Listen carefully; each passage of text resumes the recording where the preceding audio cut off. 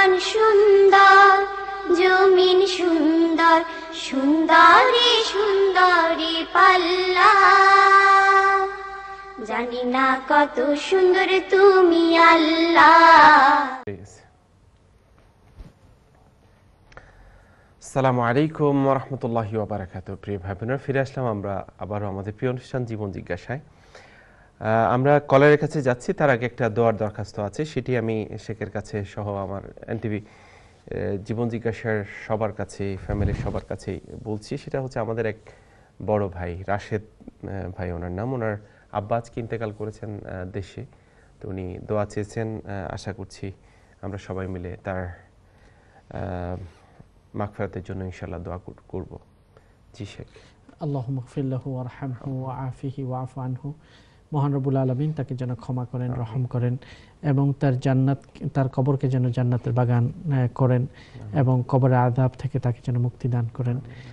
ওই দোয়াগুলো করছি যেই দোয়াগুলো আল্লাহ তাআলা একজন মৃত ব্যক্তির জন্য আল্লাহ নবী করে থাকতেন এবং বলতেন যে হে আল্লাহ, কবরে তার প্রবেশকে স্বাচ্ছন্দ্যময় করে দাও এবং তার মাঝে এবং তার গুনাহগুলোর মাঝে দূরত্ব সৃষ্টি করে দাও, যেমন পূর্ব থেকে পশ্চিমের দূরত্ব বেশি সেরকম, এবং তাকে ওভাবে পরিষ্কার করে দাও যেভাবে সাদা কাপড় ধুলে ধবধবে হয়ে যায়, ময়লা মুক্ত হয়ে যায়, সেভাবেও তাকে গুনাহগুলো থেকে পবিত্র করে নাও এবং তার পরিবারের বিপরীতে তাকে সুন্দর পরিবার সেখানে ব্যবস্থা করে দাও, তার ঘরের বিপরীতে সুন্দর ঘর সেখানে ব্যবস্থা করে দাও।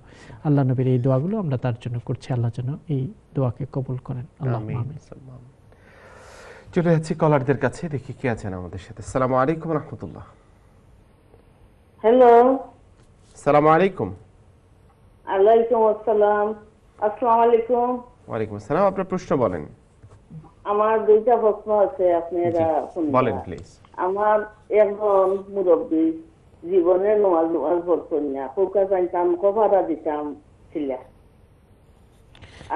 আর একটা প্রশ্ন হইল, আমার শ্বশুরই মারা গেছে। আচ্ছা। ঠান্ডায় 40 দিন ভরা একজন মহিলায় সিলাওয়াত করতেন, অনেক টাইম আর কিছু দাবি করতাম, খুশি করতাম কি ওখানটা আপনারা আমার দিবা বুঝাইয়া সেটা কি? আসসালামু আলাইকুম। জি ক্লিয়ার।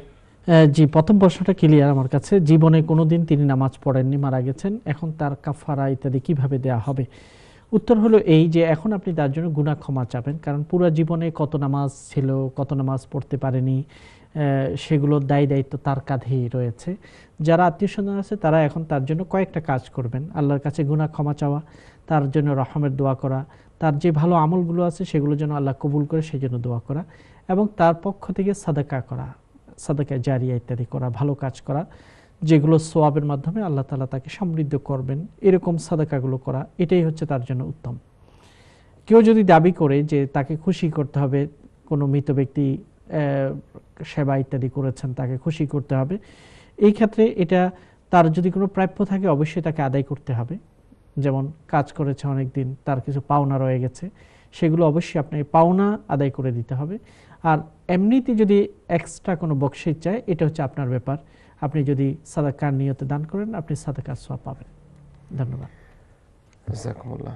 এরপরে যেটা উনি প্রশ্ন করেছেন সেটা হচ্ছে শাশুড়ি ইন্তেকাল করেছেন, একজন মহিলা 40 দিন ধরে পড়েছেন, কোরআন পড়েছেন, দোয়া পড়েছেন, এখন উনি দাবি করছেন যে ওনাকে কিছু দেওয়ার জন্য। মূলত দোয়া ইত্যাদি পড়ে কোনো কিছু কারো কাছে দাবি করার অনুমতি নেই। আমাদের সমাজে যেমন এটা আমরা বারবার বলে থাকি, কোরআন খতম করা, বুখারি খতম করা, অথবা কোনো শিফার আয়াতগুলো পড়ে খতম করা, অথবা এই জাতীয় অনেক খতমগুলো পড়ে দাবি করা যে আমাকে এত দিতে হবে, এইরকম কোনো পদ্ধতি সাহাবায়ে কেরামের যুগে ছিল না। এই জন্য ইবাদত, আমরা যখন নামাজ আমি পড়লাম, এটার বিনিময়ে আমি বলতে পারি না আমি নামাজ পড়ছি আমাকে পয়সা দাও, তো পয়সা দিলে তো আমি নামাজ বিক্রি করলাম, বিক্রি যখন করলাম আমি নিজেই সওয়াব পেলাম না, মৃত ব্যক্তির সওয়াব কী করে পাবে? এই জন্য এরকম কোনো কিছু করা যাবে না। হ্যাঁ, গরিব কোনো মানুষকে যদি সাদাকা করার উদ্দেশ্যে যদি আপনি কিছু দান করেন, সেটার সওয়াব তিনি পাবেন, কিন্তু এই কিছু পড়েছে তার বিনিময়ে দিতে হবে, এরকম কিছু করার বিধান ইসলামী শরিয়াতে নেই। মূলত ইবাদত কিংবা আমল আল্লাহর জন্য, সেটার বিনিময় হতে পারে না, সেটাকে বিক্রয় করা যেতে পারে না। প্রশ্ন করা যেতে পারে যে তাহলে যারা মসজিদ ইমাম অথবা মাদ্রাসার শিক্ষক অথবা ইসলামিক কাজ করে যারা বেতন নেন, সেটা হচ্ছে তাদের সময়ের বিপরীতে একটা মূল্যায়ন। এটা এই নয় যে 4 রাকাত নামাজ পড়িয়েছেন, আজকে আপনি 4 রাকাত পড়েছেন, 1 রাকাতের জন্য এত টাকা করে, এরকম হবে না। হ্যাঁ, যেহেতু যারা মসজিদে আবদ্ধ আছেন, যদিও নামাজ কয়েক ওয়াক্ত, কিন্তু সারাটা সময় তারা এটার প্রিপারেশন ইত্যাদিতে ব্যস্ত, তার সময়টা এঙ্গেজড। বাইরে তার জীবন জীবিকা চালানোর জন্য অন্য কাজে তিনি জড়িত হতে পারছেন না। এই কারণে তার সময়ের বিপরীতে স্কলাররা এটা বলেছেন, তাকে তার প্রয়োজন পূরণের জন্য তাকে সম্মানী দিতে হবে। শিক্ষকদের বেলায় একই কথা, যারা মানুষকে জ্ঞান শিক্ষা দান করেন, সেই জ্ঞানের বিপরীতে তো কোনো পয়সা দেওয়া যায় না, কিন্তু তার সময়ে যেহেতু এখানে আবদ্ধ, এই জন্য তার সারভাইভের জন্য তার জন্য একটা রিমুনারেশনের ব্যবস্থা করা হয়েছে। কিন্তু কোরআন ইত্যাদি পড়ে সেটার জন্য তো কাউকে আবদ্ধ করে রাখার দরকার নেই। সুতরাং আমাদের কেউ যদি মারা যায়, আমরা কিছু মানুষকে এনে পয়সা দিয়ে পড়াবো, এই সিস্টেমটা আমাদের পরিপূর্ণভাবে তুলে দেওয়া উচিত। যে কিছু মাওলানা মৌলবীকে ডেকে এনে আমরা বলবো আপনারা পড়েন, আমরা পয়সা দেব, এই পদ্ধতিটা আমাদের তুলে দিতে হবে। কারণ ইবাদত এইভাবে হয় না। আমার আপনজন মারা গেছে, আমাকেই দোয়াতে বসতে হবে, করতে হবে, আমাকেই তার জন্য আল্লাহর কাছে চাইতে হবে, অন্য কাউকে পয়সা দিয়ে চাওয়ানো যাবে না। আমি কবর জিয়ারত আমাকেই করতে হবে, অন্য কাউকে পয়সা দিয়ে করানো যাবে না। এটা খুবই স্বাভাবিক কথা, আমরা সহজেই নিজেরা বুঝতে পারি। ইবাদতের বিপরীতে যদি টাকা নেই, তাহলে সেই ইবাদত বিক্রি হয়ে গেল। বিকৃত ইবাদতের সওয়াব আমি পেলাম না, তাহলে সেই সওয়াব কি করে মৃত ব্যক্তি পাবে? এটাই হলো সিম্পল আন্ডারস্ট্যান্ডিং। ধন্যবাদ। জাযাকুমুল্লাহ। চলে যাচ্ছি পরবর্তী কলে। আসসালামু আলাইকুম। ওয়ালাইকুম আসসালাম। আসসালামু আলাইকুম। ওয়ালাইকুম আসসালাম, আপনার প্রশ্ন বলেন। আচ্ছা, আমি জানতাম আসলাম, এখন তো ক্রিসমাসের টাইম আইছে, তো স্কুলও বাচ্চান্তরে তো হয় তারা পার্টির লাগি ডান্সর লাগি তারা ক্রিসমাসও ডান্স করবা পার্টি করবা। তো আমার মেয়ে ইয়া হয় 2 সপ্তাহ বাদে টিচারে কইছেন ক্রিসমাস আমরা পার্টি করবো ডান্স করবো। তা আমি কইছিলাম যে তাইরে আমরা তো এটা করি না, আমরা মুসলমান, আমরা এলাউড নাই। তাই এখানে আমরা করতাম না। তে আমরা জি, আমার মনে হয় এইটা নিয়ে একটা ছোট্ট কথা আমরা শেখের কাছ থেকে শুনে নিতে পারি, কারণ খুবই কন্টেম্পোরারি এবং আমাদের বাঙালি ফ্যামিলি বা মুসলিম ফ্যামিলিগুলো এটা নিয়ে একটু কোয়েশ্চেন মার্ক সবারই আছে। তো জাযাকুমুল্লাহ বোন, আপনার মনে করিয়ে দেওয়ার জন্য চমৎকার একটি প্রশ্ন। সেটা হচ্ছে ক্রিসমাস সেশন চলছে, স্কুল থেকে অনেকগুলো পার্টি হচ্ছে বা আদার্স বিভিন্ন ইয়েতে হচ্ছে, এখন আমাদের জয়নিং অথবা আমাদের কি করা উচিত বাচ্চাদের? উত্তর হলো এই যে আসলে ক্রিসমাস এটা হচ্ছে একটা সেলিব্রেশন এই দেশের, এবং এটা হচ্ছে প্রধান বছরের ধর্মীয় অনুষ্ঠান, সেই সাথে এটা একটা সামাজিক একটা অনুষ্ঠানে রূপান্তরিত হয়েছে। যেমন মুসলিম দেশগুলোতে ঈদ হলো মূল প্রোগ্রাম, এবং ঈদ যদিও ধর্মীয় একটা উৎসব, এটা একটা সামাজিক উৎসবে রূপান্তরিত হয় এবং সবাই প্রোগ্রাম করে, খাবারের আয়োজন করে, দাওয়াত করে, গিফট লেনদেন করে।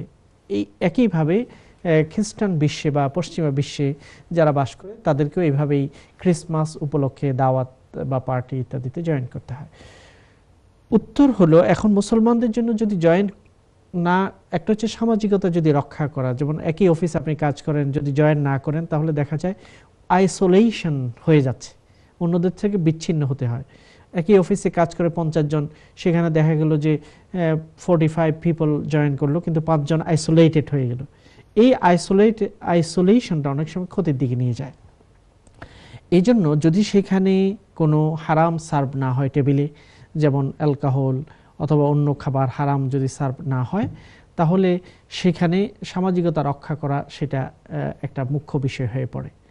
কিন্তু মনে রাখতে হবে, ক্রিসমাসের যেই বিশ্বাস এবং আকীদা, সেই আকীদাটা ইসলাম পরিপন্থী। তারা যীশু খ্রিস্টের যে জন্মদিনটি পালন করছে এবং তাদেরকে আল্লাহর পুত্র হিসেবে মনে করে যেটা পালন করা হয়, সেটা ইসলামের মৌলিক আকীদা পরিপন্থী। এই কথাটা আমাদেরকে জানতে হবে। এবং আমাদের যেটা দায়িত্ব, স্কুলগুলোতে অথবা অন্যান্য স্কুলগুলোতে বাচ্চাদেরকে বিভিন্ন অনুষ্ঠান, বিভিন্ন গল্প ইত্যাদি তাদের মাথায় ঢুকিয়ে দেওয়া হয়।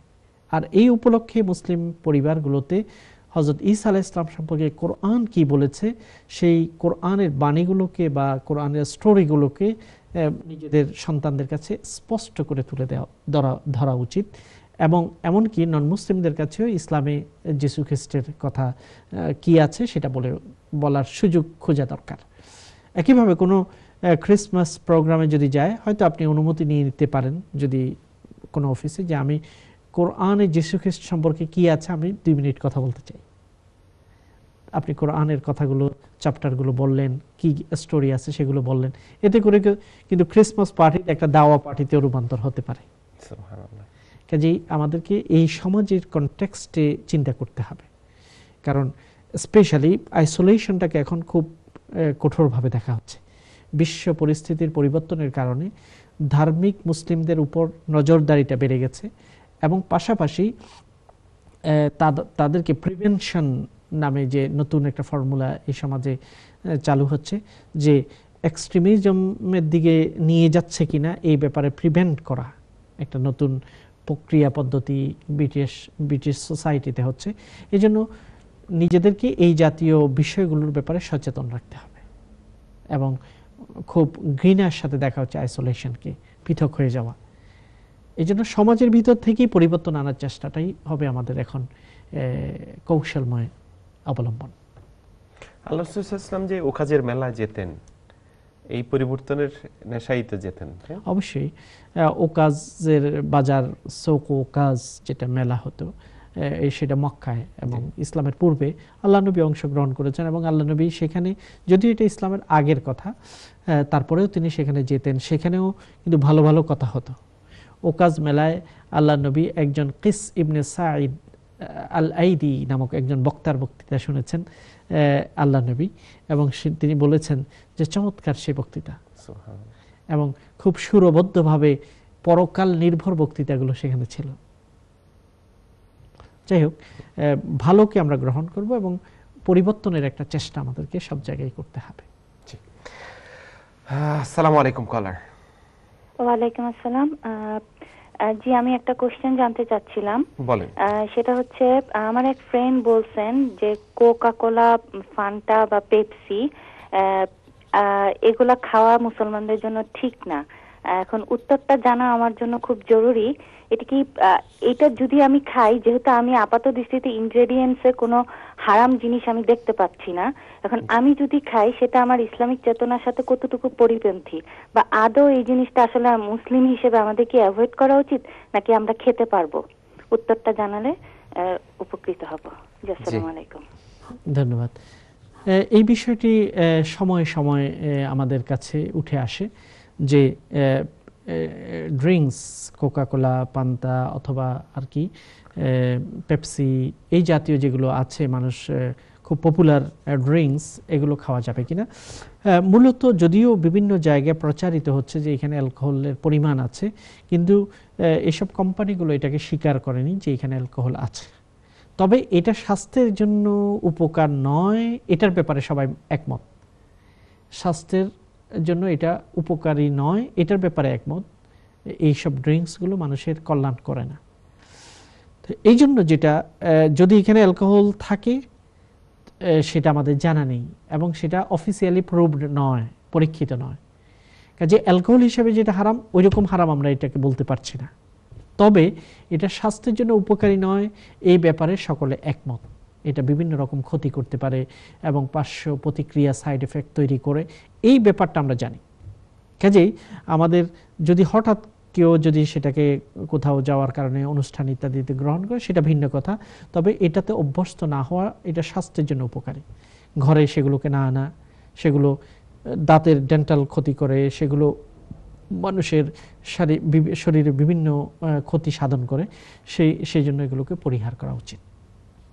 শরীরের জন্য যেটা ক্ষতিকর সেই জিনিসকে পরিহার করা, এটা ইসলামেরই শিক্ষা। ধন্যবাদ। জাযাকুমুল্লাহ। প্রিয় ভাই বোনেরা, চলে যাচ্ছে আরেকটি ছোট্ট বিজ্ঞাপন বিরতিতে। ফিরে আসছি ইনশাআল্লাহ বিজ্ঞাপন বিরতি শেষ করে। আশা করছি আপনারা আমাদের সাথে থাকবেন। আসসালামু আলাইকুম ওয়া রাহমাতুল্লাহি ওয়া বারাকাতুহু। আসমান সুন্দর, জমিন সুন্দর, সুন্দরী সুন্দরী পাল্লা, জানি না কত সুন্দর তুমি আল্লাহ।